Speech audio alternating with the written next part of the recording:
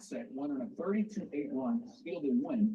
And they had 99.9% winning probability at 822.1. Damn. 0.01%. That's what I'm saying. That they pulled off a Dumb and Dumber win. The Suns did tonight in the desert. That's brought to you. That is from Clutch Points on Twitter. People want to find. Okay, so the Kings had a 99.9% chance of winning with 8 minutes and 22 seconds left. That's what they said in the post-game show. Oops. Who to point a finger to? Is it coaching? Is it leadership on the floor? Who, when you have such a big lead, should stop the bleeding? I mean, Is it everything? you want to have obviously a smart team that understands time and score. And hey, they've scored 4 straight buckets, or 5 out of 6. At one point, they scored 5 out of 6 and really starting to cut this lead down. But Kings didn't get into a set that's slowed down and assured we're going to get a good shot from this player or this player at this spot. They just kind of continue, like you said, they picked the pace up because Phoenix picked the pace up, and it was. That's a good point by Matt Barnes. The Kings should have got into a set at some point. Mike Brown, somebody, the offensive coach, should have called a play. They should have called a play there, here or there. And like Matt Barnes said, had specific people shooting the ball from specific places.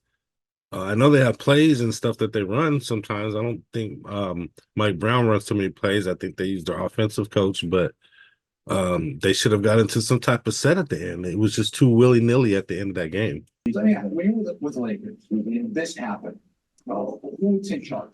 Kobe would probably cuss everybody out. There you go. Bill would be pissed. Ron would probably be doing some shit. Ron would be doing some shit. Yeah, man. Matt Barnes said it right. I mean, at the end of that game, they should have gotten into a set. I mean, they couldn't score. They literally could not score. And Phoenix Suns could not miss. At some point, somebody needed to play some defense. I felt De'Aaron Fox played good defense. He got called for a foul in that end of the game play, and gave Kevin Durant like 2 free throws with 1.6 seconds left on the clock. That like never happens. Even though it was probably a foul, I still feel like the refs probably should have let that go and let that go into overtime. Let them fight it out in overtime. My opinion. The Kings fall asleep at the wheel in the 4th quarter with less than 8 minutes to go, allowing the Suns to come back from a 22-point deficit to win the game by 2 points.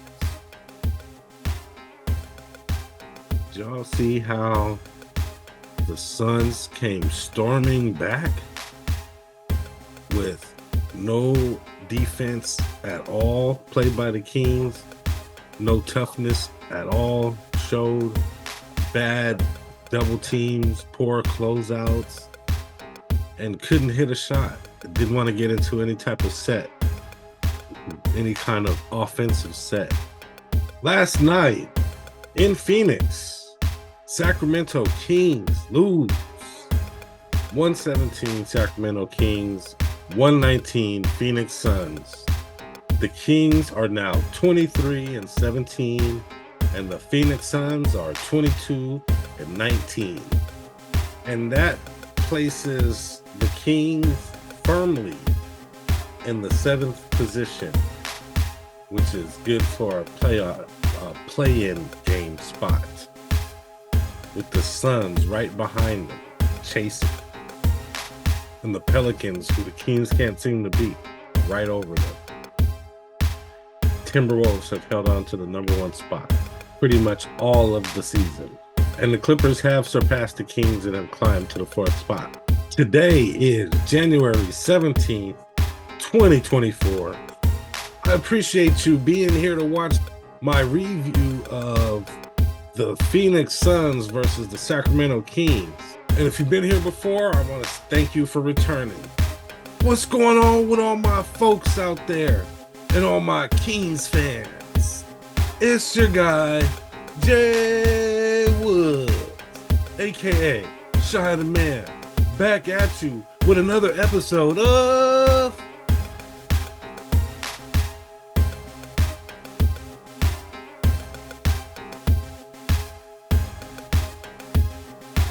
Kings 1.5. Midday Cup of Joe with Jay.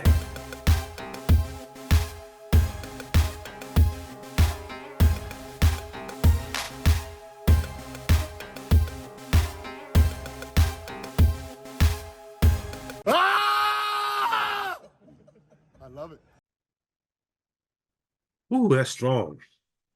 It's actually an afternoon cup of Joe today. That coffee is strong today. Today is Wednesday, which is, I don't know what you call Wednesday. Way back Wednesday? I'm not sure. Woman Crush Wednesday? I'm not sure what Wednesday is, but I'll figure it out. It's Wednesday. I don't know if I want to throw the West Coast sign up for Wednesday, but it's Wednesday. My cup of Joe. So the Kings, they broke a lot of bad records with that loss last night. Entering into the fourth quarter with 22-point lead, they were 226-0. That was like the first time they lost in like 226 games. It's kind of crazy. They had a 99.9% chance of winning with like 8 minutes and 22 seconds to go in the game, and we're still able to lose that. To me, it just shows the inability to close out games. So the Kings still can't close out games, and a little bit of I can't say mental weakness, but like a lack of mental toughness. I mean, I just don't see guys like Kobe or Jordan or those kind of guys from our past allowing something like this to happen. Or like I don't know, a guy like Shaq, just true dogs, I just don't see them allowing something like this to happen. They need to play harder defense. They need to get easier shots. They always figured out a way to slow these kind of runs down. Like this doesn't happen very often. Most teams don't lose games that they're up by 22 points in the middle of the fourth quarter. This team has just shown a lot of ability to collapse, which it's concerning to me. And I feel like teams come in at times and they're just like, "Oh, we're just going to dominate the Kings. We're just going to go in and just do what we do whatever we do." And it seems like they come in with that attitude and they do it, and nobody stops them. And teams just do what they want to do against the Kings.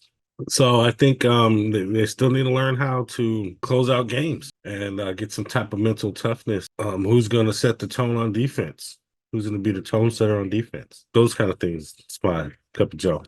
Sorry for the somber tone, guys. Just that loss was pretty heartbreaking, to be honest. Just unacceptable. Real quick, I'm going to do some real quick stats. So in this game, Mike Brown had a pretty short lineup. Leading scorer was De'Aaron Fox with 33 points, DeMontis with 21, and Keegan Murray with a big 18. Harrison Barnes, 8. Kevin Huerter, 10. Harrison Barnes, Malik Monk, our dog, had 13 points off the bench. Sasha had a big 14 points off the bench. Domantas Sabonis had 12 rebounds. Nobody else had more than 4 rebounds. Like, good job, Kings. Thanks for giving Domantas some help on the boards. Like, come on now. Domantas with 11 assists. Malik Monk with 8 assists. De'Aaron Fox with 6 assists. The Suns' leading scorer was Grayson Allen with a big 29 points in that small forward spot with his co-pilot, Kevin Durant, with 27 points. Yusuf Nurkic, who usually plays really well against Sabonis, he had 10 points, 15 big rebounds. Devin Booker had 16 points and 11 big assists. Off the bench, they had Eric Gordon with 13 points. Team stats, the Suns kind of out-rebounded the Kings by like 15 points, 31-46. Defensive rebounds, they had like 12 more defensive rebounds than them. Assists were about even, blocks were about even, steals were about even. But other than that, points and paint were even. Just rebounding, Suns kind of owned them on rebounding. And also free throws, it just continue to be a problem for the Kings, shooting under 60% free throws as a team. Suns shot 90% as a team. Eye test. Eye test. We're going to take an eye test. My eye test.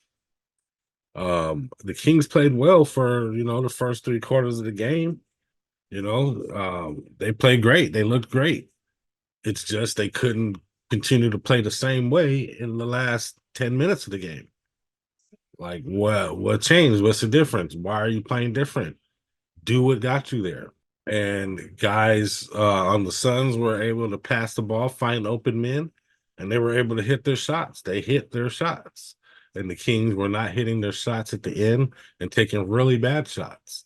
especially compared to the Sun shots, which were a lot of set shots and a lot of set shots from open set shots from 3-point range.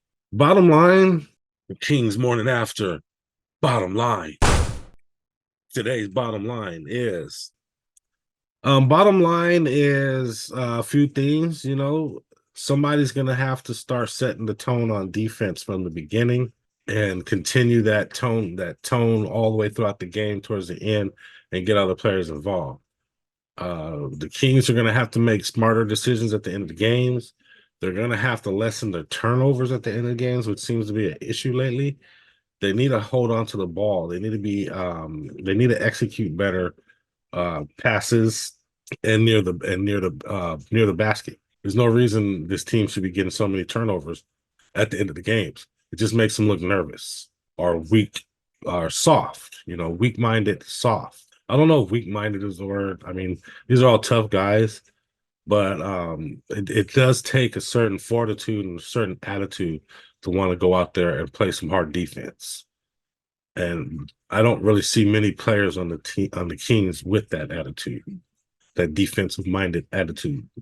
Next up, the Kings play our favorite team, the Indiana Pacers. They do play them at home, 7 p.m., and that's the Indiana Pacers, Thursday, January 18th, 7 p.m. So let's be ready for that. We got our guy that we drafted and traded away, Tyrese Halliburton, coming into the building. Our other guy, Buddy Hield, who was with us for years and then gave us the finger on the way out. And then we also have they now have Siakam. Big trade happening actually today. Siakam for 3 first-round draft picks going to the Indiana Pacers. So it sounds like to me the Pacers are taking a big swing on this guy because his contract ends at the end of the year, and they just gave up 3 first-round draft picks. So either they're hoping that he's going to re-sign with them, or maybe he gave them a behind-the-scenes promise. Who knows?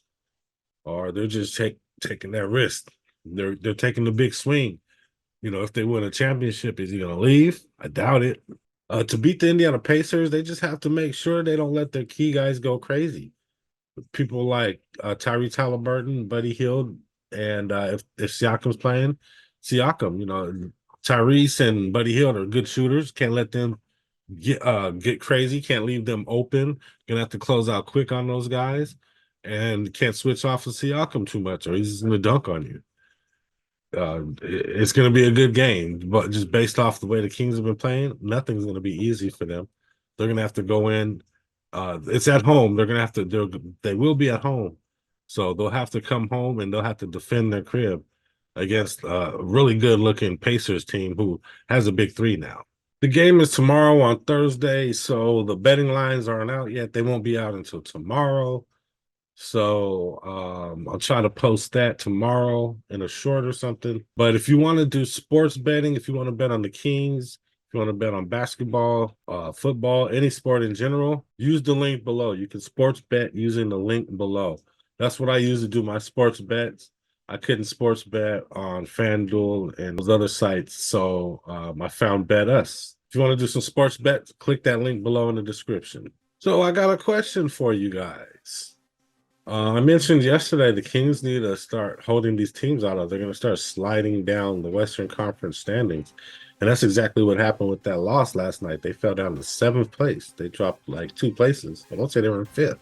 So now they've dropped to 7th place. Are you worried that the Kings are going to fall into a place that they can't get out of low in this division? Comment below. Let me know, what do you think? Are you worried about the Kings? Are you worried about the Kings falling out of the playoffs or being in a really hard situation like in a playoff game? Comment below. Make a comment. It'll also help the channel out. If you post a comment before I make my next video, I'll put your comment in my next video. Also, guys, I'd like to ask, if you're still watching at this point, you must have liked what I had to say. Something must have been entertaining. Please like, share, and subscribe, guys. Please like the video. If I said anything entertaining to you, it'll help me out. Please subscribe. I talk about the Kings after every Kings game. I do a review, It'll help out if you subscribe. We're a new channel, but I'm getting better. We're gonna do some more fun, entertaining stuff too with some live games and stuff. So go ahead and click that subscribe button at the end of the video. It's gonna be over here, I think. Go ahead and wait to the end of the video, click that subscribe button, or go ahead and click the subscribe button below for me. Help the channel out. And I got a motivational quote for you guys. This is a pretty good one after that game last night. It goes like this: it's hard to beat a person who never gives up. And that quote is by Babe Ruth. And that's all I got for you guys today. I don't want to take up too much of your time. Hopefully you got some information from my video. Hopefully I had some entertaining thoughts. Hopefully you'll come back and watch me on another episode of The King's Morning After. Midday Cup of Joe with Jay. He's making me disappear. There we go. Got to turn it to the side here.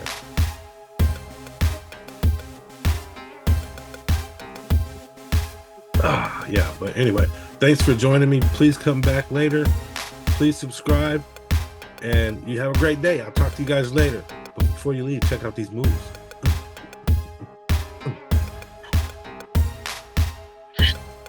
It's good.